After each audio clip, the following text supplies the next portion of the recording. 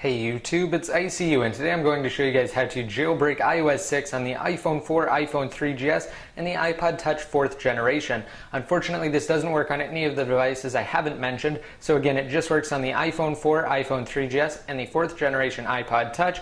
And to start off, I'm just going to show you guys that my 4th generation iPod Touch is indeed on iOS 6 by going inside of Settings, General, About, and down below here at the bottom for the version, you will notice that it does say 6.0. Right, now that I've got that out of the way, I also just wanted to say that this is primarily for developers because this does not install Cydia. It just allows you to have SSH access to your device. So if you're a developer, then you can actually mess around with it that way and you can try and get your applications to work on iOS 6. And also if you're an advanced user, then you can do it that way as well.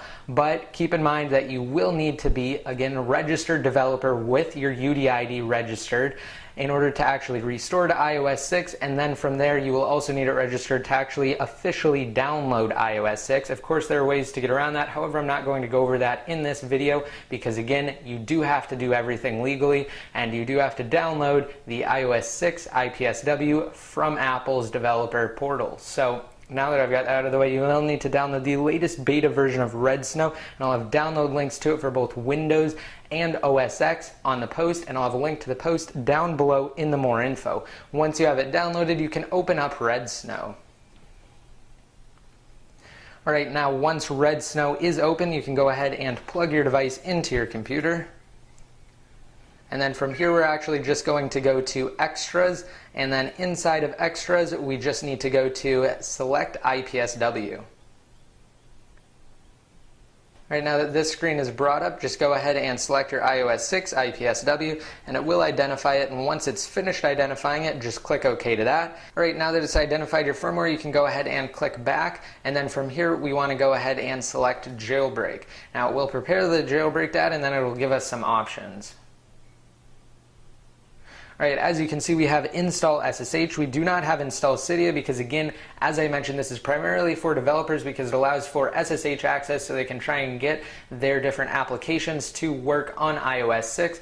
Also, if you're on an iPod Touch, you have the option to enable battery percentage because by default the iPod Touch does not have a battery percentage indicator. So you can check that if you want if you're on an iPod Touch. So then once you've checked that, you can go ahead and hit next, and it will just bring you to a screen informing you about DFU mode. Now, we can actually enter DFU mode ahead of time, and this gives you multiple opportunities to try and enter DFU mode if you don't get it right the first time. So what you want to do is first make sure your device is plugged in, then hold down the home and power button together for a total of 10 seconds, and once that 10 seconds is up, you can go ahead and let go of the power button and continue holding the home button for roughly 10 to 15 seconds until this screen bypasses. Alright, and there we go. Now that this screen is bypassed, it's actually going to go through the process of jailbreaking the device.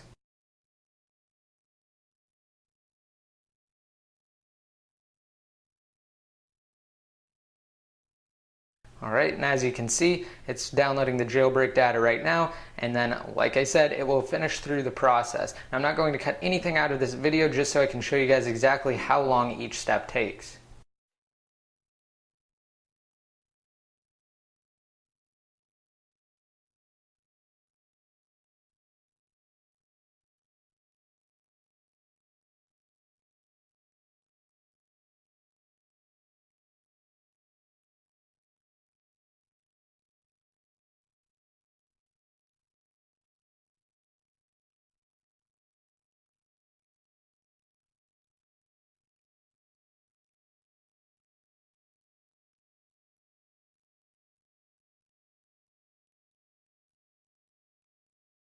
Okay, there we go. Now this step used to take a while when it would install Cydia. However, because this time we're just installing SSH because, again, this is a beta version of Red Snow, it's actually going through and it will be much quicker than before.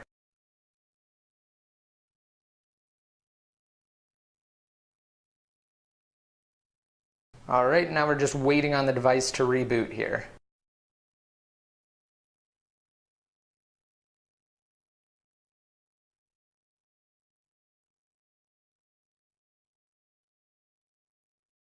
While I'm waiting for the iPod Touch to fully boot back up, what we can do is go ahead and close out of Red Snow. We want to do this just so that everything refreshes so that when we open it up, we won't encounter any issues. Alright, and here we go, it has booted up. Now what I want to do is open up Red Snow again, and we need to boot tethered because this is a tethered jailbreak. So what we need to do first is go to Extras and make sure we select our IPSW again. Once we have it selected and identified, just click OK to the message, and then we can go ahead and do the top option, just boot, and then from here it'll bring you to that same screen for the jailbreak. It will just make sure that your device is both plugged in and powered off. Again, we can bypass this screen by entering DFU mode ahead of time. So like I said, plug your device in, hold down the home and power button together for a total of 10 seconds, and once that 10 seconds is up, you can go ahead and let go of the power button and continue holding the home button for 10 to 15 seconds until it bypasses this screen. Alright, and there we go. Now it's just going through and exploding with lime rain so it can boot up into its tethered state.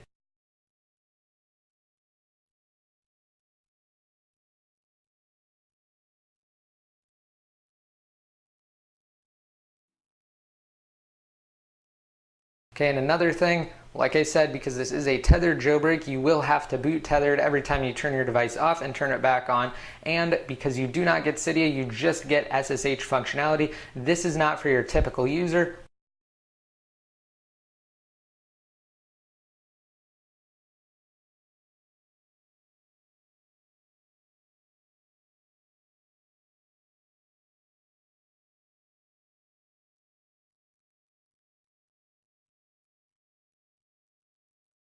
Alright, and there we go, we are booted back up.